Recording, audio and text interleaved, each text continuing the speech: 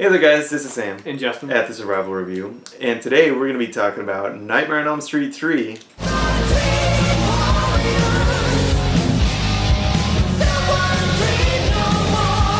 So I'll start just by saying Nightmare on Elm Street 2, which one of the ones we're not reviewing, had no involvement from Wes Craven. And it's a pretty bad movie, though it has some interesting ideas. Yeah, I don't really remember it that well. It's been a long time since I've seen it. Yeah. I only watched it once, quite a while back. Yeah, it has some good ideas, but like the plot of the movie is just another kid moves into Nancy's house and starts experiencing Freddy. There's a lot more to it than that, but Wes Craven came back on board for the third film. He wrote it. He didn't direct it. He wrote it. The director of the movie actually was Chuck Russell, who did The Mask. Yeah, and he does a very good job. Yes. And thank God that Wes Craven came back, because he set the series on a path that it followed for a long time. Because this, Freddy does get more comedic in this movie. Yeah, a little bit more. In 2, he was still dark and serious, but this is where he gets more comedic, but it works in this movie. It does. So basically the plot of this movie, which is one of the cool things about it, is that it's unique for most slasher movies, is that all the kids are in a mental hospital. Yeah. They all have these problems. One of them was a drug addict and stuff like that. And they're all from Elm Street, which is why Freddy is going after them. Exactly. And it's such a unique idea than just like teenagers at school, which is what basically every sequel is, aside from a few here and there. But that's what basically every movie is, just teenagers at school. And this one, it's people in an actual situation. And these characters are actually all likable. They're really, really cool characters. Yeah. Pretty much all of them you feel bad when they die. Which doesn't happen in these kinds of movies. Yeah. And in the first Elm Street movie, like aside from Nancy, even Giant Depp you weren't like that invested in. Yeah. I mean, he was a character you kind of like, but like... You liked him because he was Giant Depp, but like the rest of the characters in the movie were just like, they were alright, but you didn't mind that they died. And this one, I didn't want anybody to die. Yeah, seriously. I liked pretty much every character in this one. They all had something really interesting about them. They all have interesting character traits. Yeah. And then you bring back Nancy. Exactly. She's older now, and she's like a doctor. Yeah, something like that. She's trying to help them out. Exactly. And then you get Freddy, who, this is, again, getting more into the kind of like Freddy that we all know. You see him a lot more. Actually, he doesn't have a whole lot of screen time in this movie. That's one of the things I forgot from when we were rewatching it, was that there's a good like middle section of the movie where Freddy's like not even there. Yeah, it is a little weird, but like... It works in this movie's benefit. I feel like if you showed him too much, it would just ruin the effect. And he has some of his best one-liners in the movie. It's true. This is it, Jennifer. Your big break in TV. Welcome to prime time, bitch. A lot of the deaths are some of the most interesting in this movie. There's some really freaky ones. So one of the things with the Elm Street series in general, not just like the movies we're going to review, one of the things they do so well is these very unique deaths. Yeah. That just are really interesting and out there. Yeah, but they work in the movie. Exactly, because you have this dream world. So like there's so much more you can do with the deaths, because there's not really a limit to what can happen in a dream. And this one explores that a lot more than the original did. Yeah. This one goes a lot more to the dreams. The movie, it's a lot bigger. It's a lot bigger than the first one. There's a lot more effects in this one. There's even the giant Freddy worm thing and stuff like that. It's really crazy. And speaking of the cast, there's a lot of, not a lot, but some young people in this movie that would go on to be in much bigger stuff. You got the main girl of the movie, aside from Nancy, is played by Patricia Arquette. And then you have Lawrence Fishburne, who plays one of the orderlies in the movie. And he's really good. Yeah, he's just awesome because he's Lawrence Fishburne. Yeah, I mean, obviously Lawrence Fishburne's going to be great. Yeah, it's really cool. I wish he was a main character.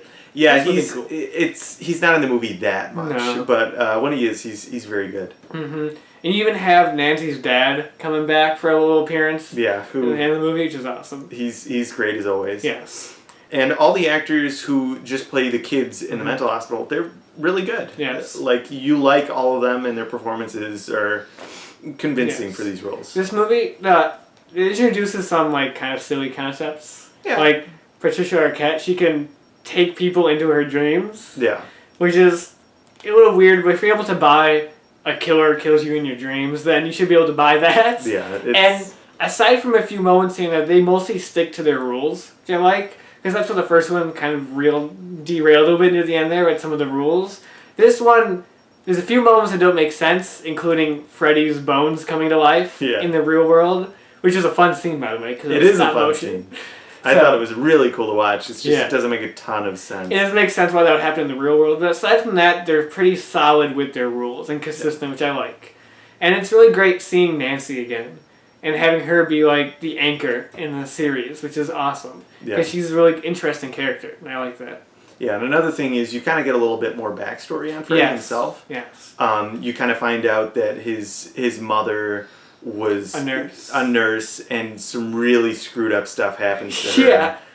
And it leads to basically the reason why Freddy isn't called the bastard child of 1,000 maniacs is pretty literal. Exactly. We'll just say that.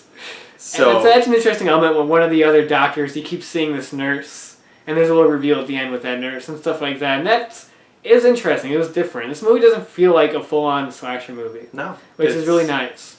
It really is an interesting take on the series. Yeah. And it actually is a really good continuation off of the first film. Definitely. Because you don't need to see the second one to understand this one at all. Not at all. It ties in mostly to the first film, and it takes the ideas from the first film and explores them more.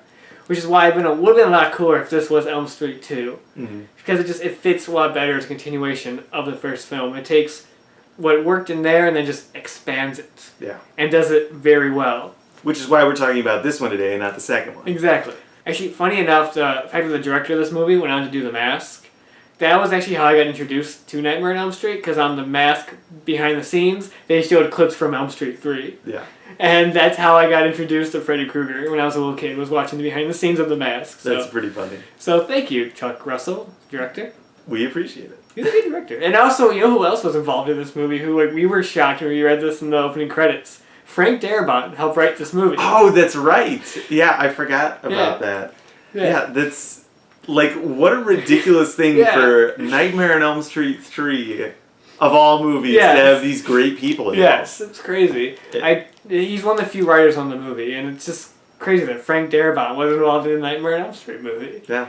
It just shows you this one. There's a lot of effort put into this one. Definitely. And it stands out from the rest of the series, too. Because even though the rest of the sequels, they're not great. Actually, I really like 4. 4 is really entertaining.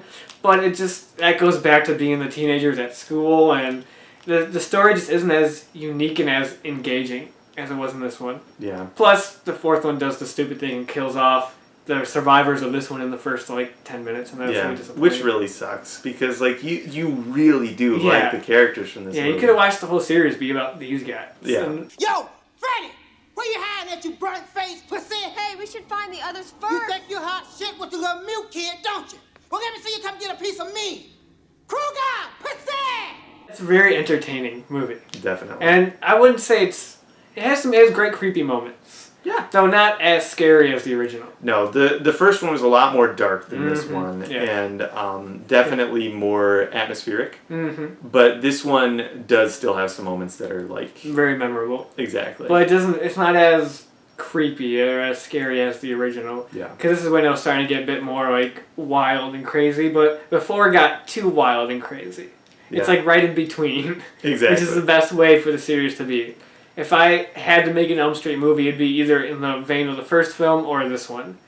It'd probably be a mix of these two, where it's still kind of campy and cheesy. This one has a lot of campy moments. Definitely. In my dreams, I'm beautiful. And bad. But it's fun. Yeah, it's a lot of fun. Like when you got the Wizard Master. The Wizard Master is my favorite. In the name of Lorik, Prince of Elves, demon be gone! I mean, the first one is a very 80s movie too, but it has a bit more timeless elements to it. This one is very cheesy. Has its own theme song. It's got an 80s power ballad theme song.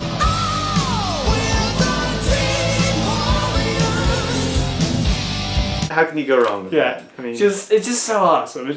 Again, if you haven't seen this movie, and you like horror, definitely check it out. It's very unique. The story is very interesting. You like these characters, which you can't say for any real horror movie. It's hard to really say that. It is. You actually root for these guys to win at the end. Definitely. So, out of 10, what would you give it? I give it a 9 out of 10. I agree. 9 out of 10 is definitely good for this one. It's not awesome. a perfect movie, but it's just so awesome and memorable. So cool. It is seriously, definitely the second best movie in the series, in my opinion. Yeah. So after this, we're going to be jumping even farther ahead to the seventh movie in the series, Wes Craven's New Nightmare.